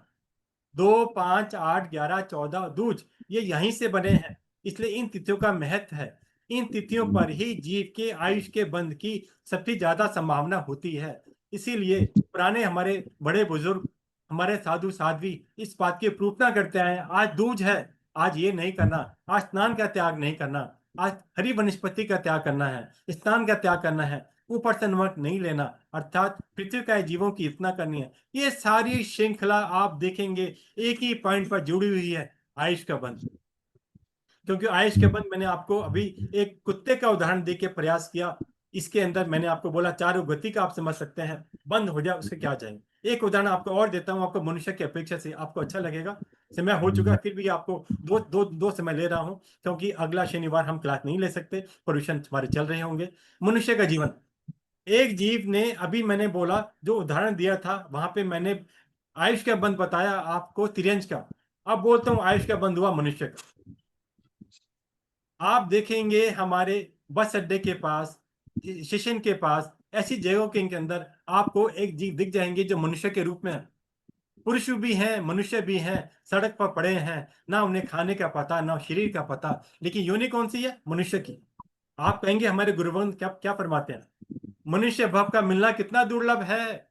आप यहाँ पे क्या कहेंगे, कहाँ गया वो मनुष्य का भव?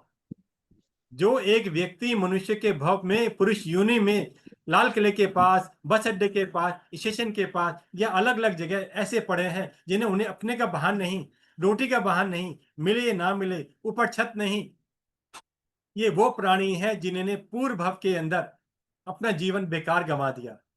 कोई अच्छे कर्म नहीं करे, कोई धर्म आराधना नहीं करी, कोई बेसिकली पुण्य नहीं करा, लेकिन जिस समय आयुष का बंद होने का नंबर आया, कुछ एक अच्छी, ये कहूं उनका एक अच्छा भाग्य था कि उस समय उनका लॉक क्या हो गया, छल कपट नहीं था, किसी कारणवश किसी समय मात उनके अच्छे भाव आ गए, और उसी समय उनका आयुष का बंद हो गया, और उस अच्छे भाव के कारण वो मनुष्य योनि का प्राप्त कर ली। लेकिन जीवन खाली है, खाली डिब्बा होने के कारण अगर पुण्य नहीं है जीवन के अंदर, तो आपको धर्म भी नहीं मिलता, आपको परिवार भी नहीं मिलता, आपको अपने घर में रहने की सुविधाएं भी नहीं मिलती। तो वो प्राणी है कि जीवन तो खाली था, पुण्य जीवन में कुछ भी नहीं था, जैसे जीरो समझ सकते हैं, लेकिन आयुष के बंध मनुष्य का हो गया, मनुष्य के भाव में आ गए, और किस प्रकार से उस मनुष्य भाव खो रहे हैं। उस भाव के अंदर आने के कारण मिथ्या दृष्टि जीव होगा, मिथ्या दृष्टि जीव ही मनुष्य से मनुष्य बनता। मनुष्य से मनुष्य जीव कभी भी सम्यक दर्शन में नहीं बनता। आयुष का बंध अगर मिथ्यात्व में हो रहा है, तभी जीव मिथ्या दृष्टि के अंदर मनुष्य बनता है। तो मिथ्या दृष्टि जीव जीव वो था, मनुष्य के भव में पुण्य नहीं कमाया, अगले भव के अंदर एक शुभ भाव रखने के कारण मनुष्य योनि प्राप्त हो गई। पुण्य पुण्य की तो वो वही है, अगर आपका बैंक बैलेंस जीरो है, पुण्य क्या है? पुण्य आपका बैंक बैलेंस है। अगर बैंक बैलेंस जीरो है, आपकी कोई वैल्यू नहीं है, बैंक वाला भी आपको घुसने नहीं देता। तो इस प्रकार अगर जीवन में पुण्य रूपी बैंक बैलेंस जीरो है, तो आपका मनुष्य भाव भी जीरो के से समान है। आप उसको उसी प्रकार समझे, जो सड़क के पार कोई व्यक्ति बैठा है, जिसे रोटी नहीं मिलती, कुछ कुछ भी नहीं है, कोई सुख सुविधा नहीं है, वो व्यक्ति उसी के समान है, जो जीरो बैंक वाला आपका व्यक्ति पुण्य बैलेंस के बारे, जी जीरो पुण्य बैलेंस उसके जीवन में है, तो वो व्यक्ति के समान है। तो मैंने आपको दो उदाहरण देकर समझाए, एक मनुष्य से मनुष्य बना, आयुष के बंद किया, जीवन में कुछ नहीं था तो उसने क्या प्राप्त किया। दूसरा उदाहरण मैंने आपको तिरंज का बताया, ये जीव दो कुत्ते का उदाहरण बताया। एक कुत्ता सड़क पे आवारी कुत्ता है, और एक शाहरुख खान के गोदी में उसे घर में कुत्ता पल रहा है। तो वहां पर भी आयुष के बंद तिरंज के कारण वहां जाना पड़ा, लेकिन उसके जीवन के अंदर पुण्य काफी था, जिसके कारण वो सुख सुविधा भोग रहा। तो हमें पर तिथियों के दिन, जितने भी हमारी पास तिथियां हैं, निष्कर्ष क्या निकला? निष्कर्ष ये निकला, दूज, पंचमी, अष्टमी, एकादशी, चौदश और पक्षी, अर्थात अमावस्या, पूर्णिमा, इन सब तिथियों पर हमें सतर्क रहने की आवश्यकता है। हमें नहीं पता किस तिथि पर किस समय हमें आयुष का बंध हो जाए और हमें उस आयुष बंध के अंदर उस गति में जाना पड़ेगा। गति का बंद कर लिया तो आपके पास कोई रास्ता नहीं है। आप किसी भी क्रिया से, किसी भी तप से आप उस गति का बंध तोड़ नहीं सकते। हमारे आगम के अंदर उदाहरण चिणिक राजा का आता है। उसने अपनी नारकी का बंद कर लिया। शपथ मतलब शायद संकित भी उस वक्त में प्राप्त करी। भगवान का भक्त था, इसके बाद भी वो अपनी गति को बदलने में सक्षम नहीं था। प्रभु भी उसकी भक्ति के बावजूद भी, उसकी शायद संकेत प्राप्त करने के बावजूद भी उसी गति को बदलने में सक्षम नहीं थे। यह है बेसिकली गति के बंध की दुर्लभता कहूं या इसकी बेसिकली सापेक्षता कहूं कि गति का बंध हो गया तो आप कुछ नहीं कर सकते। गति का बंध होने के बाद भी आप अपने जीवन के पुण्य तो अर्जन कर सकते हैं, निर्जर तो कर सकते हैं, गति नहीं बदल सकते। आप अपनी जो बेसिकली जाति नहीं बदल सकते। किसी व्यक्ति, किसी जीव ने अगर एक इंद्रिय का बेसिकली बंद कर लिया तो वो अपनी चाहे कुछ भी कर ले, उसके बाद वो गति का बंध को बदल नहीं सकता। अपनी बेसिकली उसमें जाना ही पड़ेगा। एक इंद्रिय जाति है, पचेंद्रिय जाति हो, वहीं जाना पड़ेगा। बाकी में बदलाव सब संभव है, परंतु इन दोनों में संभव नहीं है। विषय बहुत बड़ा है, फिर भी संक्षेप में मैंने समय ज्यादा ले लिया आपका, फिर भी समझाने का प्रयास किया अलग अलग रूप के अंदर। आपको संवत्सरी की पर्युषण पर्व की इंपॉर्टेंस मैंने बताई। आपको पर्युषण पर्व के अंदर मैंने आपको ये बताया कि संवत्सरी महापर्व के दिन आयुष के बंध की सबसे ज्यादा जीव की संभावना है। वो देखते हुए आपको ये समझना है कि आप किस प्रकार करें और आप जीवन के अंदर अपने आप को संकुचित कर सकें।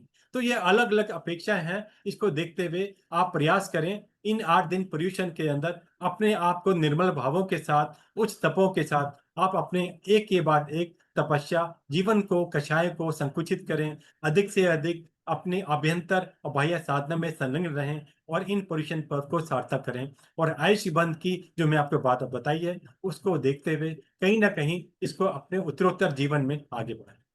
तो इसके विषय के साथ इस आज के क्लास को मैं यहीं तक रखता हूँ। आपकी कोई जिज्ञासाएं हो तो आप पूछ सकते हैं, आप हैंड रेज कर सकते हैं, अपने आप को अनम्यूट कर सकते हैं, आप पूछ सकते हैं।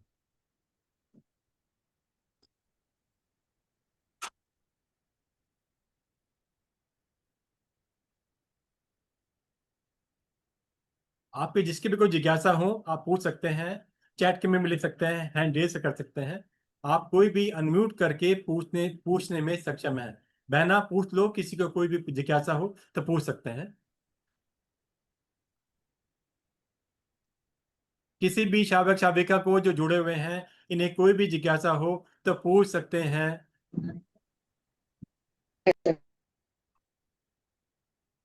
मुझे आपकी आवाज नहीं आई, आपने कुछ पूछना है क्या किसी बहन ने? पूछना है जय जिनेन्द्र। क्या जिनेंद्र बताइए। हम जो अभी 8 दिन की साधना आपने बोली ना, जी। तो मेरी ऐसी इच्छा है कि मैं रात में संवर करके सोऊं। जी। तो आप अगर मुझे थोड़ा, यानी विधि हमें पता है, पर जाने इसमें अनजाने में रात में कोई बात नहीं बहन, इसमें रात्रि कुछ संवर में दो गलतियां प्रकार हो के जाती तरीके, हैं। दो प्रकार के आपके पास ऑप्शन है। एक है कि बेसिकली आप रात्रि संवर आप स्थानक में करें, ठीक है ना, ओके। यह अति उत्तम होता है कि इसलिए हाँ कारण क्या होता है, वहां पर सभी आरंभ समारंभ छूट जाता है, ठीक है ना। हाँ, बराबर। संवर हाँ। बेसिकली चाहे आप घर पे करें चाहे आप स्थानक में करें, संवर सामान्यता एक रण एक योग से करुण नहीं काया के रूप में किया जाता है। लेकिन घर में रहते हुए आप किसी भी कमरे में करें, बहुत सारे उपकरण आपके कमरे में रहते हैं, चाहे वो इलेक्ट्रिक के हों चाहे दूसरे हों, उन सब की आपको क्रिया लगती है, तो वहां पर बचना मुश्किल हो जाता है, ठीक है ना। शुद्धि भी अच्छा। अधिक आपको स्थानक में ज्यादा शुद्धि मिलती है घर की अपेक्षा। घर में अगर आपके पास ऐसा कोई उपाय हो, अगर आपको दिखता है कि शुद्धि मेरी वहां बरकरार रह सकती है, अलग स्पेस हो, आप वहां भी प्रयास कर सकते हैं। लेकिन व्यवस्था है, ऑपरेशन में तो वैसे भी साधु साध्वी शावक शाविका होते हैं, तो स्थानक में करना अति उत्तम है। आप एक करण एक योग से आप कर सकते हैं। अगर आप एक उपवास, जिस दिन आपका उपवास हो और आपका रात्रि संवर की आपकी इच्छा हो, तो उसको हम 4 पहर का रात्रि पौषध भी कहते हैं, तो आप उस प्रकार से भी पौषध का लाभ ले सकते हैं। लेकिन अगर आपका उपवास नहीं है तो आप उसको रात्रि पौषध नहीं बोलकर 4 पैर का भी संवर कर सकते हैं रात्रि के अंदर। और 4 पैर का भी अगर आप समय नहीं है, जितना भी समय आपके पास है, आप स्थानक में जाकर या घर में रहकर एकांत में जमीन पर सोकर, बिना लाइट पंखे के, बिना गद्दे के, तो अपनी चीजों को यत्न करने के बाद कर सकते हैं। इतना इतना जरूरी है कि बेसिकली अगर आप रात्रि पार्षद करते हैं तो रात्रि पार्षद के अंदर रात्रि संवर हम जिसको हम करेंगे वहां पे, तो हमें प्रतिलेखना का ध्यान रखना होगा। प्रतिलिखना की इसको यही प्रमुखता है। बिना सर प्रतिलिखना के औषध में ग्रहण नहीं किया जाता। इसलिए हमें 10-15 मिनट आधा घंटा पहले अपने जितने भी उपकरण जो हमारे प्रयोग में आने वाले हैं रात्रि के अंदर, पूजनी, रजोरोहण, आसन इत्यादि, उनको हमें पूजने के बाद, उनकी प्रतिलिखना करने के बाद हम अपना रात्रि औषध ग्रहण कर सकते हैं उपवास वाले दिन। इसका अर्थ ये नहीं है कि आप रात्रि संवर में नहीं कर सकते। प्रतिलिखना तो सभी जीवों के लिए हर समय खुली है। आप अपनी जितना यत्न करेंगे उतना क्रम बंध से बचते हैं, और भावों की अनुकूलना, भावों के कारण निर्जरा स्वेता हो जाती है। ठीक है, समझ में आ गया? हाँ हाँ, धन्यवाद सर, धन्यवाद। और किसने कुछ पूछना हो तो पूछ सकते हैं।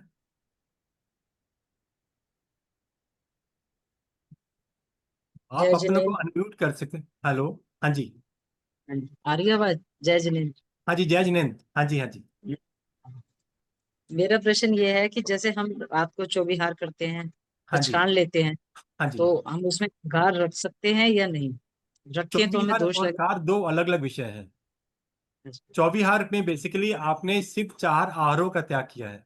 चौविहार का पचकान का अर्थ यह है कि आपने 4 आहार का त्याग किया है। आप चौविहार करके किसी व्हीकल में चल सकते हैं, कोई बाधा नहीं है। आप प्लेन में भी सवारी कर सकते हैं। मैं समानता की बात कर रहा हूँ, पोल्यूशन की बात नहीं कर रहा हूँ।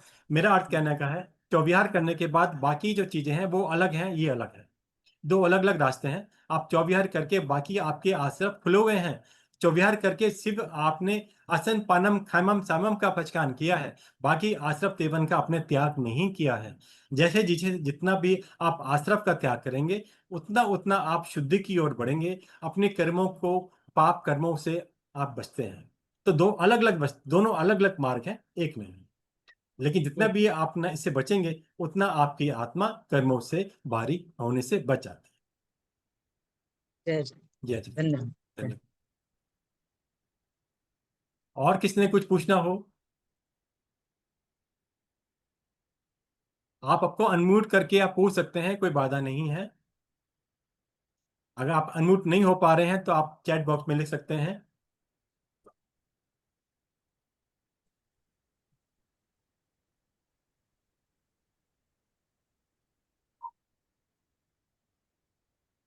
किसने कुछ पूछना है?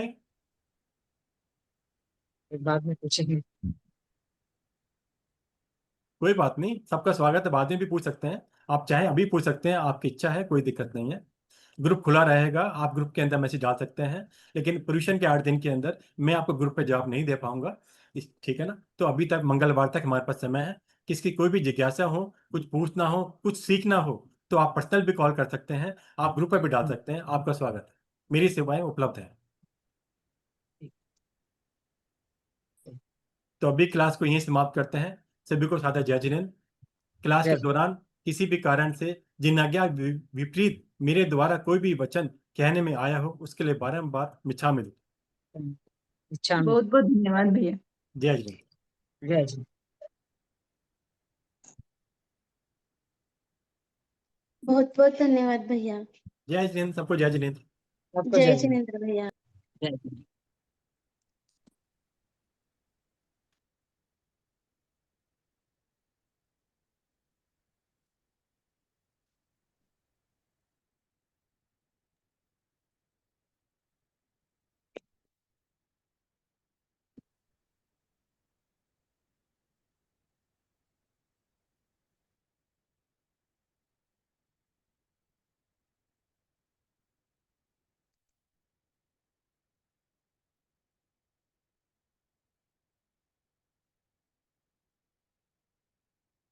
जय।